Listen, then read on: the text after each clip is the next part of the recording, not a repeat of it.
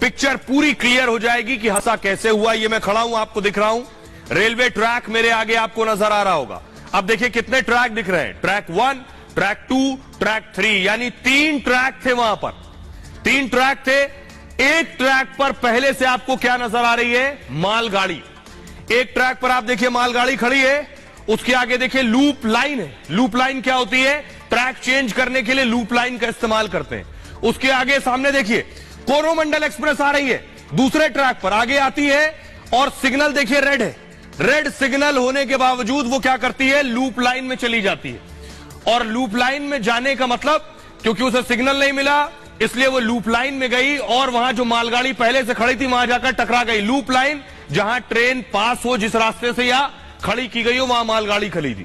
पीछे से हावड़ा एक्सप्रेस आई और देखिए हावड़ा आई तो 3 ट्रैक तक डब्बे आ गए थे, हावड़ा उसके पीछे से टकरा गई। अब जरा फुल स्क्रीन इस एनिमेशन को देखिए और जैसे मैं बोलूं वैसे उसे प्ले कीजिएगा।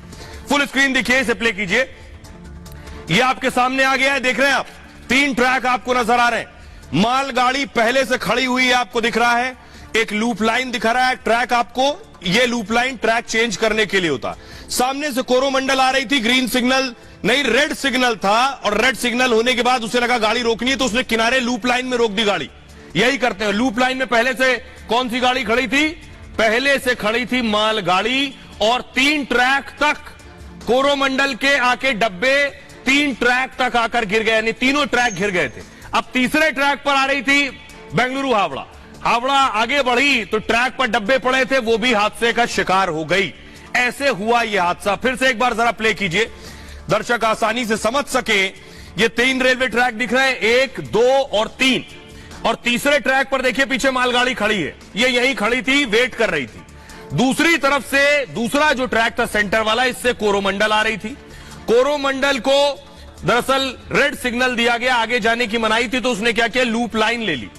लूप लाइन जैसे ही ली, वहां पहले से मालगाड़ी खड़ी थी, लूप लाइन लेते ही वो मालगाड़ी से जाकर टकरा गई, और मालगाड़ी से टकराई तो पहले ट्रैक, दूसरे ट्रैक और तीसरे ट्रैक तक इसके डब्बे बिखर गए।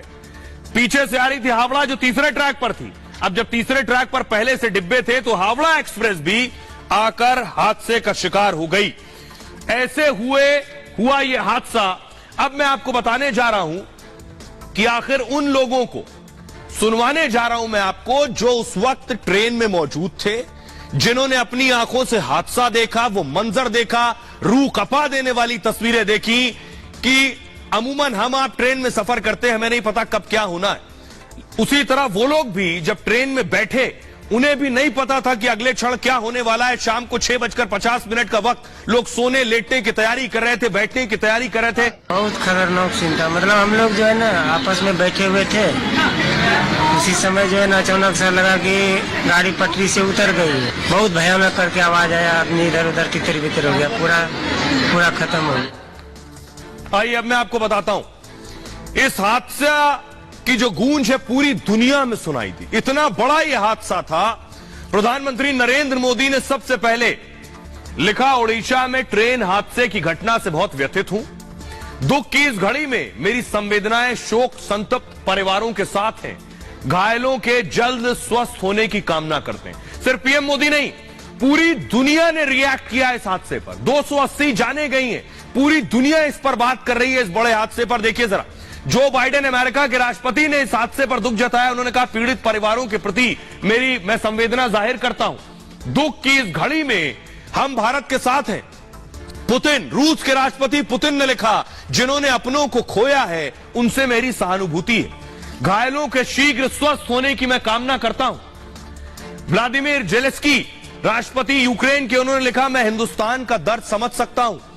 सभी रिश्तेदारों और दोस्त के प्रति मेरी संवेदनाएं। ऑस्ट्रेलिया के पीएम एंथनी एल्बनीज ने लिखा, मित्र देश में बड़ा हादसा चिंताजनक है। विनाशकारी दुर्घटना पर गहरी संवेदना व्यक्त करता हूं। हमारी संवेदनाएं घायलों और आपातकालीन कर्मियों के साथ भी हैं। ब्रिटेन के पीएम ऋषि सुनक ने कहा, मेरी संवेदनाएं पीड़ितों के साथ हैं। राहत और बचाव कार्य में लगे लोग प्रशंसा के हकदार हैं। कनाडा के पीएम जस्टिन ट्रूडो ने कहा, हादसे की तस्वीरों ने मेरे दिल को तोड़ दिया है। मरने वाले लोगों के लिए मेरी संवेदनाएं हैं। पूरा कनाडा भारत के साथ खड़ा है। जापान के पीएम फूमियो किशिदा ने कहा, जापान इस हादसे पर शोक व्यक्त करता है। तुर्की के राष्ट्रपति तैयब एर्दोगन ने कहा, इतना बड़ा हादसा दिल दहला देने वाला है। मृत परिवारजनों के प्रति संवेदना व्यक्त करता हूं। पाकिस्तान के पीएम शहबाज शरीफ ने कहा, सैकड़ों लोगों ने जान गंवाई है, इसके लिए मैं दुखी हूं। जिन्होंने परिवार और प्रियजनों को खोया है, उनसे संवेदना है।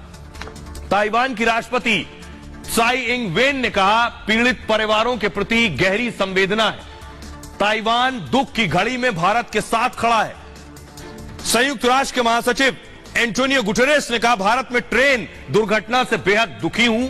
मेरी संवेदनाएं और प्रार्थनाएं पीड़ितों के साथ हैं। तो ये दुनिया ने इस पर क्या कुछ कहा है, ये मैंने आपको बताया। बाद आप अंदाजा लगाइए, पूरी दुनिया भारत के इस हादसे के साथ खड़ी है, दुखी है, संवेदनाएं व्यक्त कर रही है। रिपब्लिक के एंकर सुमित सबसे पहले ग्राउंड जीरो पर पहुंचे और उन्होंने पहुंचते ही क्या देखा, वो देखिए आप। ये 20 फीट से ज्यादा की ऊंचाई है जहां ये बोगी इसके ऊपर चढ़ गई है। तो आप अंदाजा लगाइए क्या हालात उस वक्त रहे होंगे। नीचे आपको जो है मालगाड़ी का डब्बा दिख रहा है, जिसके अंदर कोयला जैसी चीजों का इंपोर्ट जो है एक देश के एक हिस्से से दूसरे हिस्से पर होता है। एक तरफ आपको जो है वो दुरंतो एक्सप्रेस का डब्बा दिख रहा है और दूसरी तरफ आपको तीसरी एक्सप्रेस ट्रेन। और ये तीनों ट्रेनें आपस में एक दूसरे से किस तरीके से भिड़ जाती हैं, एक दूसरे के ऊपर चढ़ जाती हैं, ये उसकी तस्वीरें हैं। तो ये तीन जो है डब्बे हम आपको दिखा रहे हैं। एक तरफ आपको मालगाड़ी दिख रही है जिसके ऊपर, क्योंकि ये तीसरा ट्रैक था। एक वो ट्रैक है, वो भी बर्बाद हो चुका है। एक ट्रैक जिसके ऊपर इस वक्त हम यहां पर खड़े हुए हैं, और ये तीसरा ट्रैक जो मेरे लेफ्ट साइड में है, जहां से ये ट्रेन आपस में जो है वो टकराकर ये शालीमार ट्रेन जो तीसरे ट्रैक से डीरेल होती है, उसके बाद इस ट्रैक पर आ जाती है और एक्सप्रेस ट्रेन यहां से टकराती है और इसे कितनी ऊंचाई पर, करीबन 20 से 25 फीट, और ये 20 से 25 फीट ऊंचाई पर इसे पहुंचा देती है। और यहां पर आपको नजर आएगा वो डब्बा जो मालगाड़ी का है, जिसके ऊपर ये चढ़ जाती है और इसे जो ये तीसरा एक्सप्रेस ट्रेन है, इसके डब्बे को पूरी तरीके से यहां पर बिल्कुल मलबे के ढेर में तब्दील कर देती है। अब सुमित को आप सुन रहे थे, सुमित वहां मौजूद है। कैसी तस्वीरें आई जहां हादसा हुआ वो मैंने आपको दिखाया, लेकिन एक और ऐसी तस्वीर मैं आपको दिखाने जा रहा हूं। जिस ट्रेन का एक्सीडेंट हुआ कोरोमंडल, ये ट्रेन ने जब टक्कर मारी तो टक्कर मारकर देखिए इसका इंजन कहां चढ़ गया, इंजन कहां उड़ गया। ये देखिए तस्वीर, ये आप देख रहे हैं, ये कोरोमंडल का इंजन है, ये नीचे मालगाड़ी है और ऊपर इंजन है। देखिए जरा, इंजन छलांग लगाकर, लड़ने के बाद छलांग लगाकर मालगाड़ी के ऊपर जाकर गिर गया। फुल स्क्रीन लीजिए जरा इस तस्वीर को, फुल स्क्रीन लीजिए। अब देखिए जरा ध्यान से, मालगाड़ी नीचे है, इंजन ऊपर है। अब आप टक्कर का अंदाजा लगाइए। ये देख रहे हैं, मालगाड़ी के ऊपर कोरोमंडल का इंजन आपको दिखाई दे रहा है। अब आप अंदाजा लगाइए ये हादसा कितना भीषण था। आइए मैं आपको दिखाता हूं इसके बारे में और बताता हूं कि दरअसल ये हादसा जिस लूप लेन के जरिए हुआ, उस लूप लेन का मतलब और मकसद होता क्या है। जरा देखिए पहले, ये आप देख रहे हैं, ये नीचे मालगाड़ी का डब्बा है और जो पहले से खड़ी थी वहां, और जो ऊपर आपको नजर आ रहा है ये कोरोमंडल का इंजन है, सफेद रंग का। तो मालगाड़ी पर इंजन चढ़ गया, अंदाजा लगाइए कितना भीषण होगा। बोलासोर में 3 ट्रेनें टकराई हैं। टक्कर में एक ट्रेन का इंजन मालगाड़ी पर आ गया, मतलब ट्रेनों के बीच बहुत भीषण टक्कर हुई। कोरोमंडल एक्सप्रेस की रफ्तार, यानी ये जो ऊपर ट्रैक देख रहे हैं इंजन, इसकी रफ्तार 127 किलोमीटर प्रति घंटा थी, 127 किलोमीटर पर आवर। हावड़ा से चेन्नई जा रही ट्रेन मेन लाइन पर थी और बहनगा के पास ट्रेन ने अचानक लूप लाइन ले लिया, जो मैंने एनिमेशन में आपको दिखाया लूप लाइन। रेलवे में आमतौर पर 2 मुख्य लाइनें होती हैं, इसे मूव कीजिए प्लीज। 2 मुख्य लाइनें होती हैं, एक आने की और दूसरे जाने की होती है। इन्हें आप क्या कहते हैं, मेन लाइन। एक आने की लाइन, एक जाने की लाइन, ये मेन लाइन कहलाती है। स्टेशन के पास 2 से 4 अतिरिक्त लाइन और निकाली जाती हैं। इन्हीं रेलवे की लूप लाइन कहा जाता है। अब आप समझ गए मेन लाइन क्या है और लूप लाइन जो एक्स्ट्रा लाइंस होती हैं। पैसेंजर ट्रेन इसी लाइन से प्लेटफॉर्म में पहुंचती है, यानी अगर आप उस स्टेशन पर गाड़ी नहीं निकलनी है, रुकनी है, तो वो मेन लाइन से जाएगी। स्टेशन पर रुकना है तो एक लूप लाइन दी जाती है स्टेशन के अंदर आने की। मेन लाइन का सिग्नल ना मिलने पर क्या करता है ड्राइवर कि वो लूप लाइन में ले लेता है जो एक्स्ट्रा लाइन है, दूसरी ट्रेन को पास देने के लिए लूप लाइन का प्रयोग करता है। यानी कि अगर कोरोमंडल को रेड सिग्नल मिला, आपको आगे नहीं जाना है, तो उसने लूप लाइन ले लिया। लूप लाइन लिया तो लूप लाइन में पहले से मालगाड़ी थी, वो उससे टकरा गई। मालगाड़ी खड़ी करने के लिए भी लूप लाइन का इस्तेमाल करते हैं, वहां पहले से मालगाड़ी खड़ी थी। बाहनगा स्टेशन के पास भी लूप लाइन पर मालगाड़ी पहले से थी, लेकिन कोरोमंडल एक्सप्रेस तब भी उसी लाइन पर आ गई।